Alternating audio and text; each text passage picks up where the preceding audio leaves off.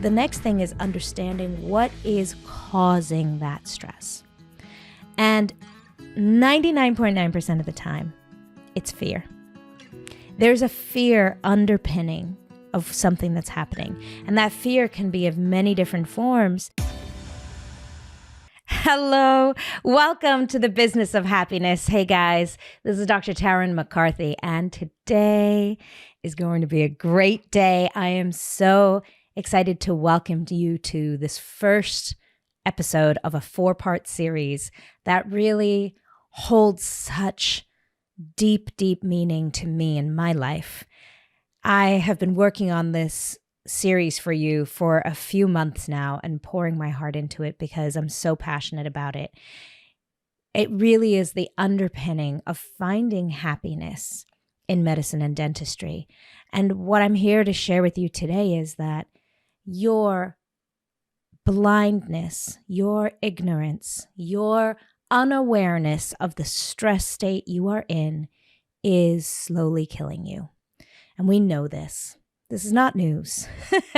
This is not news. There are studies that we are reading in our medical journals every single day of the poison stress is in our lives. And yet we're in the profession that is the highest stress possible. Why are we not addressing this, guys? Why are we not teaching stress management, stress awareness to our dental students, to our medical students? Why is this not something that we're absolutely passionate about and supporting one another in? And so it really does start with awareness, because if we could know when we're in a stress state, if we could be aware of it, then we could do something about it. But it's this blind living in a chronic state of stress, this giving into, this is just the way it is. This is just the way it's got to be. This push through mentality, this do more mentality, and completely staying ignorant to what's actually happening is what's slowly killing us. And, the first sign is we feel unhappy and unfulfilled, but really down the line, we can see a lot more depression, anxiety, overwhelm, and that's what we're trying to avoid. These incredible men and women who are literally taking care of our communities, healing the people around us, we need to look after one another. And most importantly, we need to look after ourselves. I started in this profession in a stress state. I started in a place that was completely overwhelmed in my first practice that I owned. I was only 2 years into orthodontic practice treating my patients, and looking back now, I was a complete wreck. And I'm starting here with the very first part of stress. And we're going to be talking about all aspects of them in this series, but I'm starting with the first one, which was my experience. And my experience was when I was overwhelmed, when I had so much stress on my shoulders, and I literally got to a breaking point. What I did was flee. And we all know sympathetic nervous system, fight, flight, freeze, or fawn. We know what that is. We studied this, guys, in dental school, in medical school. We know that that's sympathetic nervous system. We know that that's what the deer does when it's scared of you, when it sees you, when it sees a predator, it freezes. We know it's in a sympathetic nervous system state. And it flees if it's not going to fight. And it runs away, and then suddenly it recovers. And we also know that recovery is so critical. We're preaching the same eulogy here. We know what's happening to our bodies when we're constantly washing our bodies with cortisol.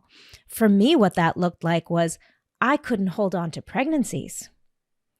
For me, both of my first babies were extremely premature.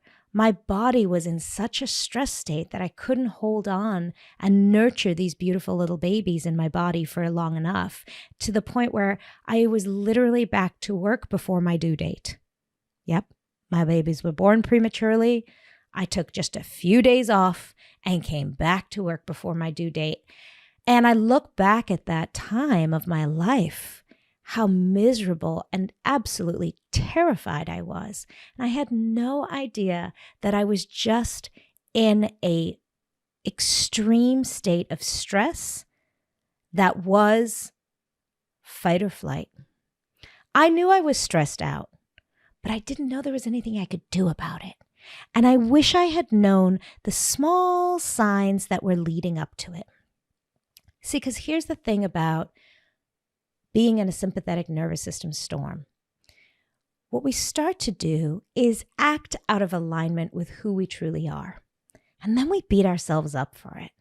We start shaming ourselves because we're acting in an emergency state. We do things that are crazy, and then we think, oh my gosh, I'm the worst person. So for me, my fear flavor at the time was flee. I mean, I just fled everything I could. I sold my practice. I ran away from the state. I sought out a divorce attorney. I was trying to flee from my marriage. I was trying to flee from finances. I went to a bankruptcy attorney. I was trying to just get out. I had all these stories in my head, and the only thing I knew what to do was to run as fast as I could. Now, of course, it gets much more complicated. It was very difficult to sell an orthodontic practice. At the time, it was a home office. I had it in my home. So you can imagine the stress was compiling. Of course, I had an incredible husband. And when we went to counseling, the counselor was like, "Are you mad? This is an incredible marriage. What is going on here? What are you honestly running away from?"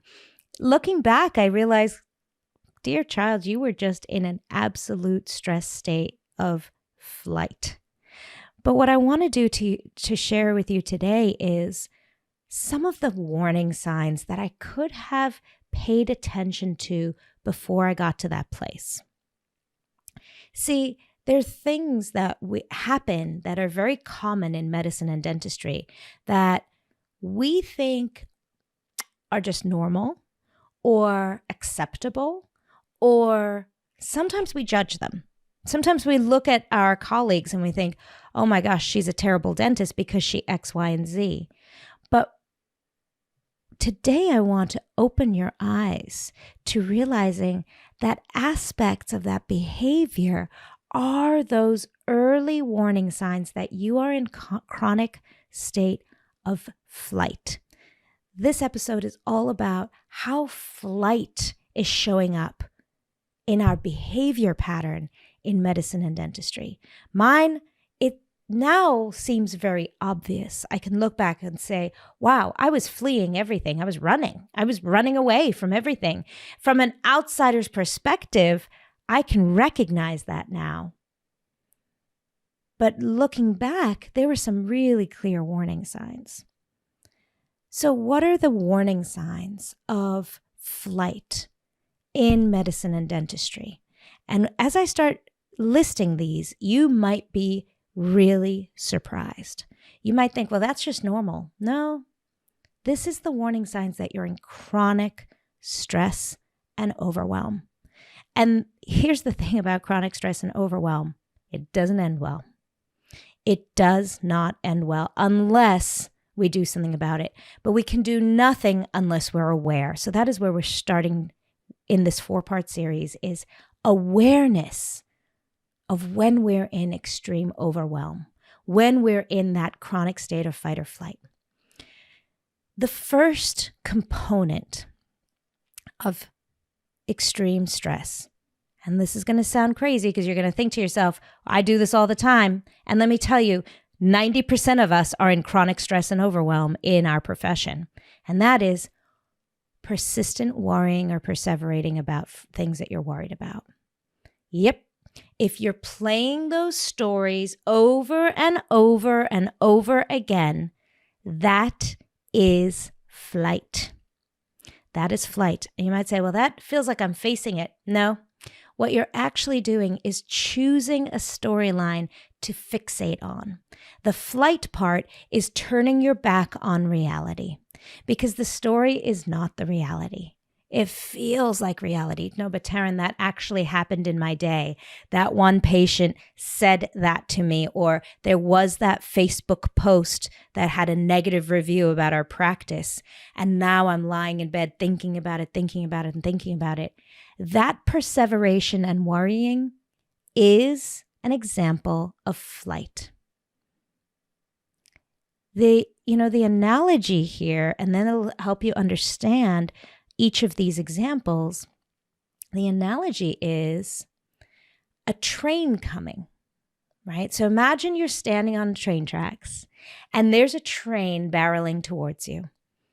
And what fight or flight does is if you're not going to fight that train and you're not going to freeze in place and just stare at it like a deer in the headlights, literally a deer in the headlights, if those are not your reactions, or begging the plane to stop, which is the fawn, which we'll get to in our fourth part of the series, then flight would look like turning your back on it. Running maybe, but simply turning your back on it and looking on your cell phone is flight. And that is what worrying and perseverating does. It fixates on something else to avoid the oncoming train. The oncoming train can be a myriad of things, but what you're fixating on is not reality, is not the truth. That one person who posted a negative review on your Facebook page might be a problem that needs to be addressed, but does not deserve the fixation and the mental capacity, the mental wherewithal of focus for hours and hours, robbing you of sleep, robbing you of attention to other things. What you're doing is literally fleeing the oncoming train by turning your back on it and focusing on something else.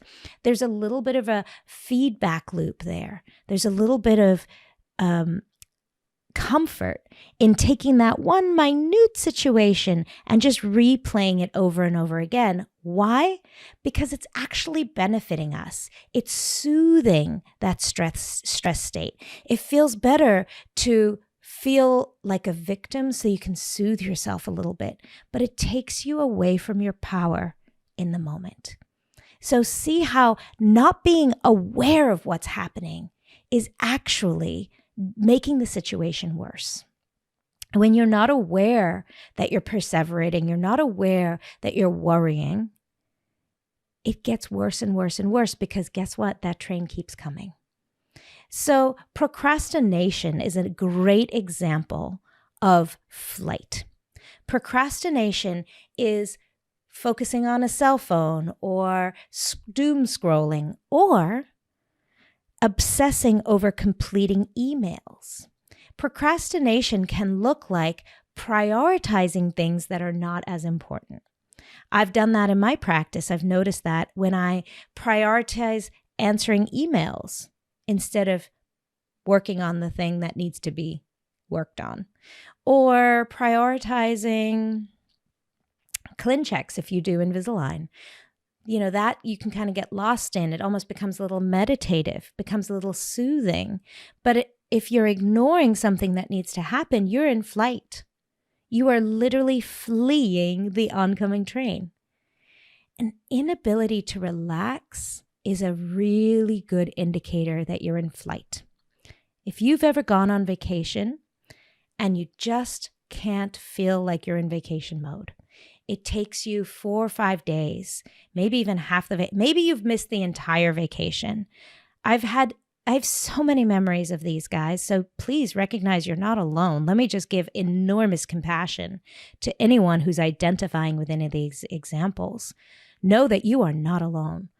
The whole purpose of this is not to make you feel bad about yourself, but simply to give you awareness, because awareness will save your life.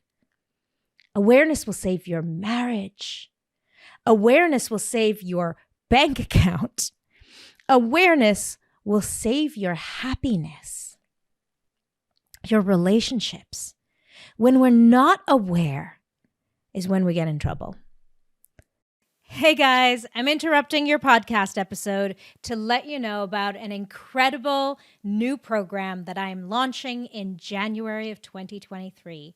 It is specifically for practitioners in medicine and dentistry to help you rediscover happiness and inner fulfillment within your profession and your life. I remember what it was like for me when years ago I was so depressed and anxious and feeling like I had created and built a treadmill I just couldn't get off of, pushing through every day and wishing my life away. This program is the how of how to find happiness in your practice and in your life. Because we know that when we feel good, that's when we can do good. Check out thebizofhappiness.com/radical happiness or click the link in the show notes. I cannot wait to see you there. So if you are identifying with this, just hold space for yourself for a moment and recognize, okay, I'm just listening. I'm just paying attention in this podcast right now. I'm just becoming aware. And that sounds like me. Anytime I go on vacation, it takes me a third to half of the vacation just to calm myself down. Or I find myself checking emails, even though I've told myself I won't. Or I can't sit still.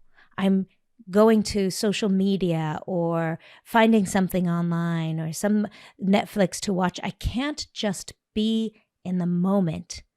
You know, isn't it crazy that we fly to these tropical, beautiful places and then we sit on our phones?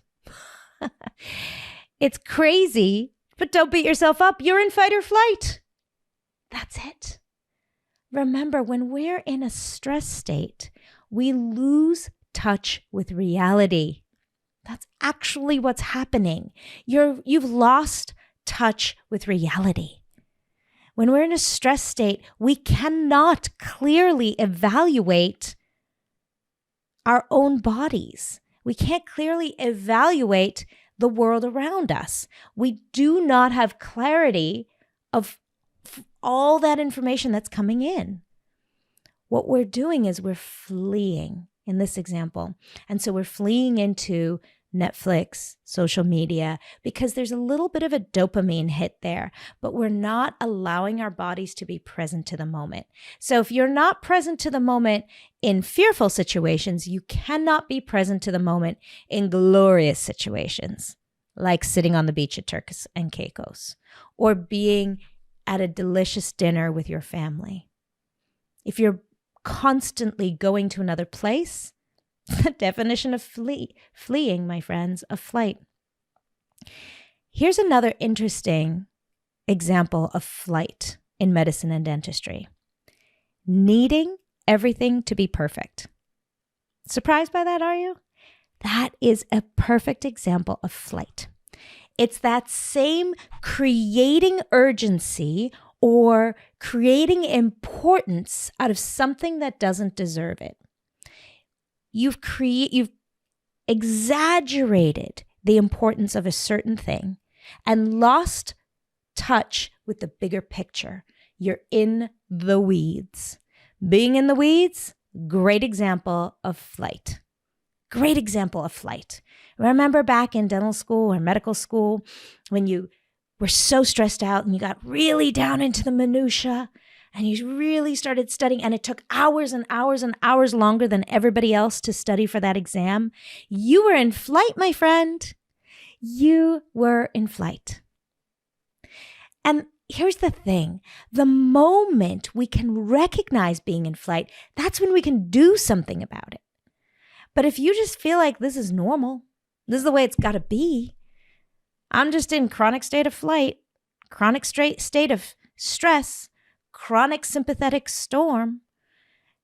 If you just accept that and do nothing about it, that's when we start slowly eroding our own immune system, our own mental health. That's when we lead to things like diabetes, obesity, anxiety, mental disorders, depression, cardiovascular disorders, thyroid disorders, all of these adrenal fatigue, all of these medical problems that we're putting on ourselves that are starting with a space of chronic stress. Working too much is actually also an example of flight. Perhaps for you, stress isn't happening at work. It's happening in your personal life. And coming to work is your safety. Pouring yourself into work is a beautiful example of flight. Workaholics focus on their work, not always because it's enjoyable, but because it's a way of escaping. Alcoholism is a really good example of flight. That was one of my fear flavors. One of the ways that I dealt with stress was alcohol. And it's a really interesting one because alcohol is a chemical way of reducing, of calming us down. It's a depressant. The word makes sense. When we're in high anxiety and stress and overwhelm, alcohol depresses that. But what's happening is we're also adding a depressant of our mood. And we're fleeing. We're fleeing facing the problem. When we can gain ownership and power over our own nervous system, over our own stress state, we don't need to rely on chemicals. We don't need to rely on alcohol. We can still drink alcohol, but when you're using it to calm yourself down or you're using it to escape reality, that's when it becomes a problem. See the very subtle difference there and the awareness that's needed for it. Anxiety and panic is an elevated example of flight. Anxiety and panic is permission to flee. Think about it. If you're in a panic attack, you don't have to face the problem. Your body doesn't allow you to. It's absolutely impossible. Being in a panic attack gives your body permission to be completely focused on itself. It forces it on you. It is the supreme example of fight or flight. Now, once we get to that point, I think people start recognizing, start waking up. Oh, wait a minute. I am in trouble here. I am way overstressed. But it's those beginning signs that are so important to recognize. The desire to flee or run away from a situation, that's a clear indicator that you're in flight. If that is, I just can't retire fast enough, or I can't wait to get to the vacation, I'm just going to push through till the weekend, I just have to make it to my next vacation, that is flight, my friends. And it doesn't have to be that way. You don't have to live your life as a doctor or a dentist with a train barreling down on you and turning your back on it. It doesn't have to be that way. Awareness is the greatest superpower. It really is. It really is the very first step in addressing this monster we call stress. Awareness is only something you can do. Nobody else can be aware of you for you. It is primarily within you. And that's why I wanted to share this with you today and give you some examples of what flight looks like. Because we think that it's just a part of what we have to do. We tell ourselves these stories. These emails are so important. This ClinCheck is so important. My work is so important. I've got to put in a few extra hours this week. Or, I've got to just check my emails when I'm on vacation. I've got to keep thinking about it. We tell ourselves worrying has purpose, that it's keeping that monster at bay, but it is all a fallacy that is served purely by your autonomic nervous system in a sympathetic nervous system storm. So I really hope that I've given you some clear insight into recognizing when you're in fight or flight, and in this situation, specifically in flight. And perhaps some of what I've shared with you can illuminate for you a little bit of what's been happening in your own life. I wish somebody had helped me with this at the time. I wish somebody would have said, Tarryn, you're in a stress state. You now need to do something to calm down. And that really is the second step. We're talking about awareness in this 4-part series. And once again, after awareness, now we need to actually do something about it. right? Now there's steps that need to be taken, because awareness without follow through is nothing. But awareness is the superpower. If we can catch ourselves in the moment and say, whoa, and I mean on a daily basis, if we can catch ourselves and say, oh my gosh, sweetheart, you're in a stress storm right now. And then know what to do about it. If we can catch it at an early stage, we can prevent ourselves from fleeing our families, fleeing our profession, fleeing the state, fleeing the law. I laugh when I say these things because it seems absolutely absurd. But my friends, it's what I did. It's what so many of us are doing.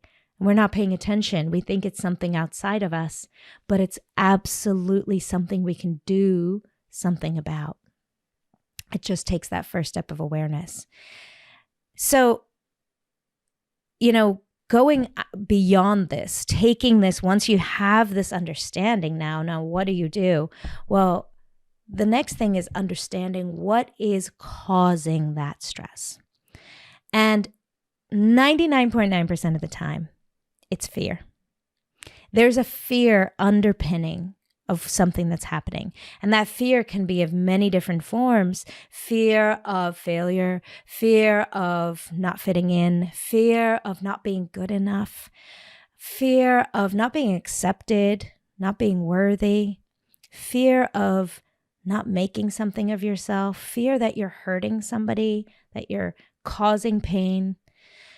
There's so many fears that can be triggered and that can be the sources of our anxiety, of our stress state. And so once you're aware, you can start addressing fears.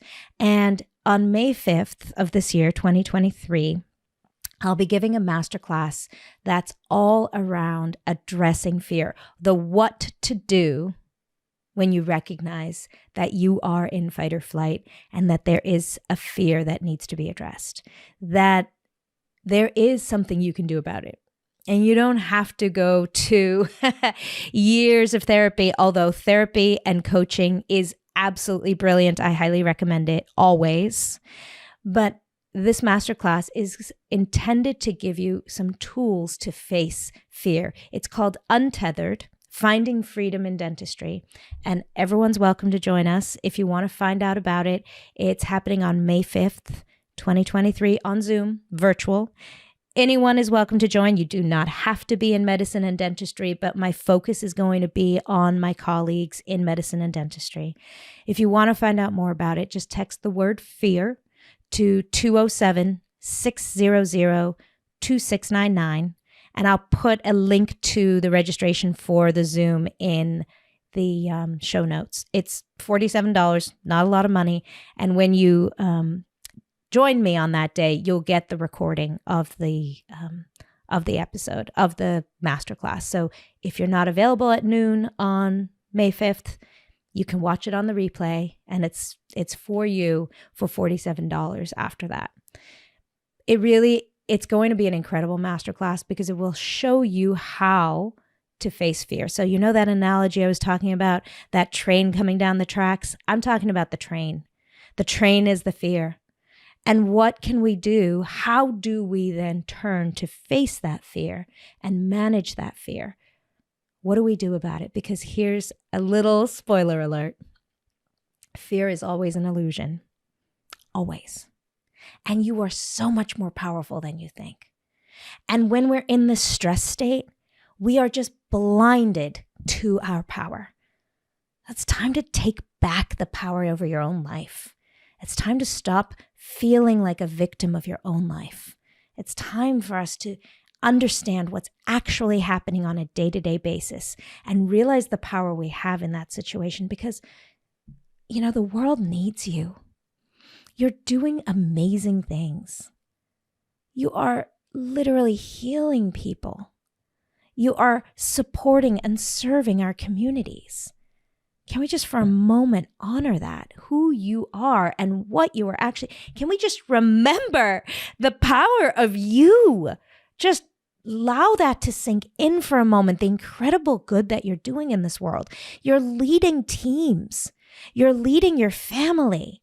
You're providing for so many people in the world. If you're a business owner, you are literally supporting families to survive in this economy. You are taking people out of pain. I mean, we forget the miracle of what we're doing every day because guess what?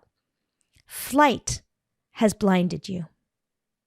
Flight has blinded you to the reality and to your power. It's time to take it back, my friends. Remember, when you feel good, that's when you can do good. Bye-bye.